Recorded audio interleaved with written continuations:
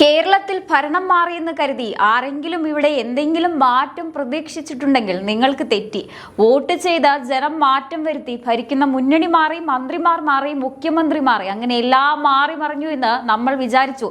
പക്ഷേ കേരളത്തിലെ ജയിലുകളും ആഭ്യന്തര വകുപ്പും ഇപ്പോഴും നിയന്ത്രിക്കുന്നത് പഴയ CPM സിൻഡിക്കേറ്റ് തന്നെയാണെന്ന് പറയേണ്ടി വരുന്നതിൽ ഒട്ടും അതിശയോക്തിയില്ല.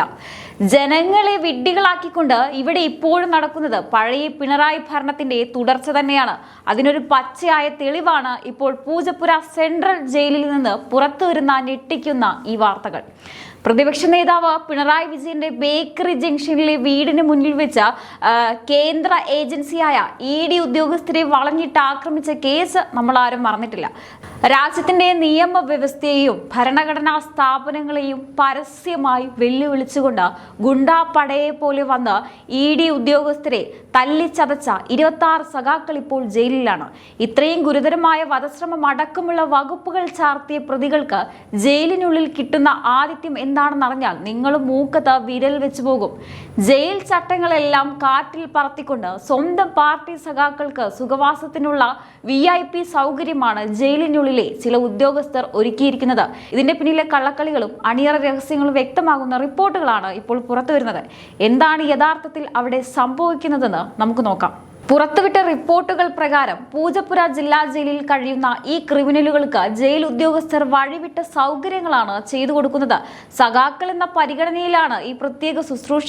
നിയമപ്രകാരം ആഴ്ചയിൽ 2 തവണ മാത്രമാണ് റിമാൻഡ് പ്രതികൾക്ക് അടുത്ത ബന്ധുക്കളെ പോലും കാണാൻ അനുമതിയുള്ളത്.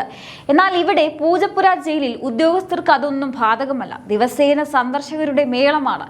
ഈ ചട്ടലംഘനം ആരും കണ്ടുപിടിക്കാതിരിക്കാൻ സന്ദർശക രജിസ്റ്ററിൽ വിവരങ്ങൾ പോലും കൃത്യമായി രേഖപ്പെടുത്തി. അതിലും വലിയ കോമഡി എന്തെന്നാൽ വധശ്രമ കേസിലെ പ്രതിയെയും മറ്റു 26ഓളം പ്രതികളെയും ജയിലിലെ ഒരു വലിയ സെല്ലിൽ ഒന്നിച്ചാണ് പാർപ്പിച്ചിരിക്കുന്നത്. ഒന്നിച്ചിരുന്ന് ഗൂഢാലോചന നടത്താനും അടുത്ത തന്ത്രങ്ങൾ മെനയാനും ജയിൽ അധികൃതർ തന്നെ വഴിവിട്ട സൗകര്യം ചെയ്തു കൊടുക്കുകയാണ്. റിമാൻഡ് പ്രതികളെ മുഴുവൻ സമയവും ലോക്കപ്പിൽ സൂക്ഷിക്കണമെന്നാണ് വ്യവസ്ഥ.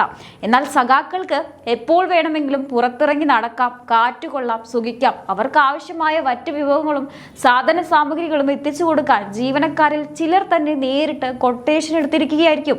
ഇവിടെയാണ് നിലവിലെ UDF സർക്കാരിന്റെയും VD സതീശന്റെയും പരാജയവും കഴിവുകേടും ജനങ്ങൾ ചോദ്യം ചെയ്യുന്നത്. നിങ്ങൾ ഭരണം ഏറ്റെടുത്തിട്ട് എത്രയും നാളായി, എന്നിട്ടും ജയിൽ വകുപ്പിലെ ഒരു ചെറിയ അഴിച്ചുപൊടി പോലും നടത്താൻ നിങ്ങൾക്ക് കഴിഞ്ഞിട്ടില്ല. പിണറായി വിജയന്റെ ഭരണകാലത്ത് പാർട്ടി നോക്കി തിരികെ കയറ്റിയ ഇടത് അനുഭവമുള്ള ഉദ്യോഗസ്ഥർ തന്നെയാണ് ഇപ്പോഴും ജയിൽ ഭരിക്കുന്നത്.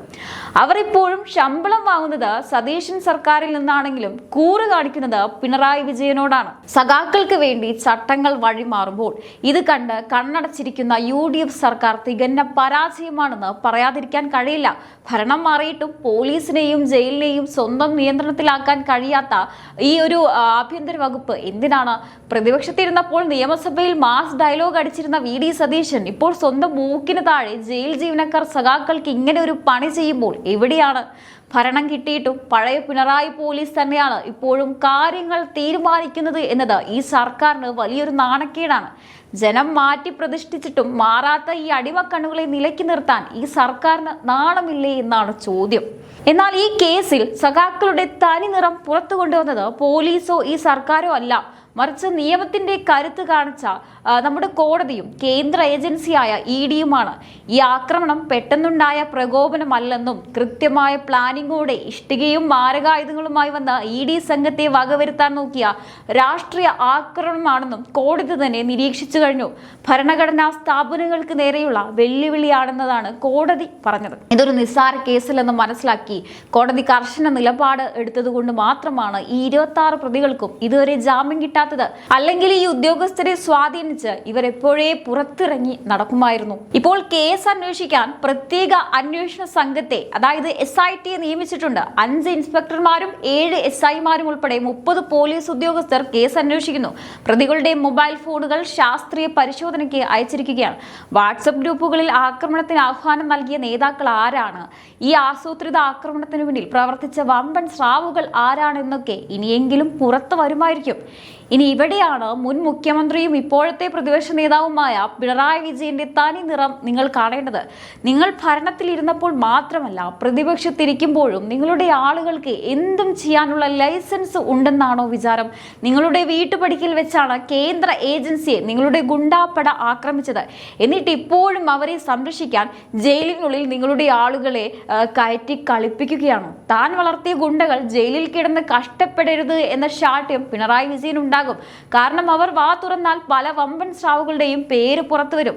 വാട്സപ്പ് ഗ്രൂപ്പുകൾ വഴി ആ ആക്രമണത്തിന് ആഹ്വാനം ചെയ്ത നേതാക്കൾ ആരൊക്കെയാണെന്ന് ഡിജിറ്റൽ തെളിവുകൾ പുറത്തു വരുമ്പോൾ അറിയാം. തന്റെ പാർട്ടിയിലെ ക്രിമിനലുകളെ വെള്ളപൂശാനും അവർക്ക് ജയിലിൽ സുഖവാസ സൗകര്യമൊരുക്കാനും പിണറായി വിജയൻ ഇപ്പോഴും തിരശ്ശീലയ്ക്ക് പിന്നിലിരുന്ന് കരുക്കൾ നീക്കുന്നു എന്നത് പകൽ പോലെ വ്യക്തമാണ്. അധികാരം പോയിട്ടും തന്റെ സ്വാധീന വലയം ഉപയോഗിച്ച് നിയമത്തെ അട്ടിമറിക്കാൻ നോക്കുന്ന പിണറായി വിജയന്റെ ഈ രാഷ്ട്രീയ ശൈലി ജനാധിപത്യത്തിന് തന്നെ ശാപമല്ലേ? ഇവിടെയാണ് നമ്മൾ ഗൗരവമായി ചിന്തിക്കേണ്ട മറ്റൊരു കാര്യമുള്ളത്. ഈ രീതിയിൽ ജയിലിനുള്ളിൽ കിടക്കുന്ന ക്രിമിനലുകൾക്ക് VIP പരിഗണന കൊടുക്കാൻ ഇവിടുത്തെ ജയിൽ ജീവനക്കാർക്ക് എവിടുന്നാണ് ഇത്രയും ധൈര്യം കിട്ടുന്നത്? ഭരണം മാറിയിട്ടും തങ്ങളെ തൊടാൻ ഈ UDF സർക്കാരിന് ശേഷിയില്ലെന്ന കട്ട ഉറപ്പുള്ളത് കൊണ്ടല്ലേ ഇത്? എന്നാൽ ഇന്ന് ഭരണം മാറിയിട്ടും അതേ ഉദ്യോഗസ്ഥർ പൂജപ്പുര ജയിലിലിരുന്ന് പഴയ കളി തന്നെ തുടരുമ്പോൾ നാണം കെടുന്നത് ഈ നാട് ഭരിക്കുന്ന VD സതീശനും അദ്ദേഹത്തിന്റെ പോലീസുമല്ലേ? VD സതീശനോട് ജനങ്ങൾ ചോദിക്കുന്നത് ഇതായിരിക്കാം: പ്രതിപക്ഷ നേതാവായ പിണറായി വിജയൻ ഇപ്പോഴും കേരള പോലീസിലും ജയിൽ വകുപ്പിലും ഇത്രയും സ്വാധീനമുണ്ടെങ്കിൽ പിന്നെ എന്തിനാണ് ജനങ്ങൾ വോട്ട് ചെയ്ത് നിങ്ങളെ അധികാരത്തിലേറ്റിയത്? പിണറായി വിജയന്റെ വീട്ടുപടിക്കൽ വെച്ച് കേന്ദ്ര ഏജൻസിയെ തല്ലിയോടിക്കാൻ നോക്കിയ ഈ ഗുണ്ടാ സംഘത്തിന് വേണ്ടി ഇപ്പോൾ പാർട്ടി വക്കീലന്മാരുടെ വൻപട തന്നെയാണ് കോടതിയിൽ ഇറങ്ങിയിരിക്കുന്നത്. കോടികൾ ഫീസ് വാങ്ങുന്ന വക്കീലന്മാരെ വെച്ച് ഈ 26 ക്രിമിനലുകളെയും പുറത്തിറക്കാൻ പിണറായി വിജയൻ നടത്തുന്ന നെട്ടോട്ടം കാണുമ്പോൾ തന്നെ മനസ്സിലാക്കാം ഇതിന് പിന്നിൽ വലിയൊരു ഗൂഢാലോചന നടന്നിട്ടുണ്ടെന്ന്. തങ്ങൾ പിടിക്കപ്പെടാതിരിക്കാൻ ഈ ആക്രമികളെ ജയിലിനുള്ളിൽ സുഖിപ്പിച്ച് നിർത്തേണ്ടത് പിണറായിയുടെയും പാർട്ടിയുടെയും ആവശ്യമായിരിക്കാം. പക്ഷേ അവർ ഒന്നോർത്തില്ല, ഇത് പഴയ പിണറായി വിജയന്റെ പോലീസിനെ കണ്ട് പേടിച്ചോടുന്ന കളിപ്പാവകളല്ല. നേരിടാൻ പോകുന്നത് രാജ്യത്തെ ഏറ്റവും ശക്തമായ കേന്ദ്ര അന്വേഷണ ഏജൻസിയായ ED ആണ്. അവർക്ക് പിന്നിൽ കൃത്യമായ നിയമഫലമുണ്ട്, ഭരണഘടനയുണ്ട്. പോലീസിനെയും ജയിൽ ഉദ്യോഗസ്ഥരെയും കയ്യിലെടുത്ത് കേസ് അട്ടിമറിക്കാൻ നോക്കിയാൽ കളി ജയിലിന് പുറത്തല്ല, കേന്ദ്ര ഏജൻസികളുടെ കോർട്ടിലാണ് നടക്കുന്നതെന്ന് സഖാക്കളും അവരെ നിയന്ത്രിക്കുന്ന പിണറായി വിജയനും ഓർക്കുന്നത് നന്നായിരിക്കും. ഇനി ഇവിടെയാണ് നമ്മൾ മലയാളികൾ ലജ്ജിച്ച് തല താഴ്ത്തേണ്ടത്. എന്തുകൊണ്ടാണ് ഇവിടുത്തെ രാഷ്ട്രീയ ഗുണ്ടകൾക്കും ക്രിമിനലുകൾക്കും നിയമത്തെ ഒരു പേടിയുമില്ലാത്തത്? എന്തുകൊണ്ടാണ് ഒരു കേന്ദ്ര ഏജൻസിയുടെ നെഞ്ചത്തേക്ക് കയറി തല്ലാൻ ഇവർക്ക് ഇത്രയും ധൈര്യം വരുന്നത്? അതിനുള്ള ഉത്തരം ഇപ്പോഴത്തെ പൂജപ്പുര ജയിൽ കാഴ്ചകൾ തന്നെയാണ്. കാരണം ക്രിമിനൽ കുറ്റം ചെയ്ത് ജയിലിൽ പോയാലും പാർട്ടി നോക്കാനും സംരക്ഷിക്കാനും ആളുണ്ടെന്ന അഹങ്കാരമാണ് ഇവർക്ക്. നമ്മൾ എന്ത് കുറ്റകൃത്യം ചെയ്താലും നമ്മുടെ പാർട്ടി നമ്മളെ നോക്കും.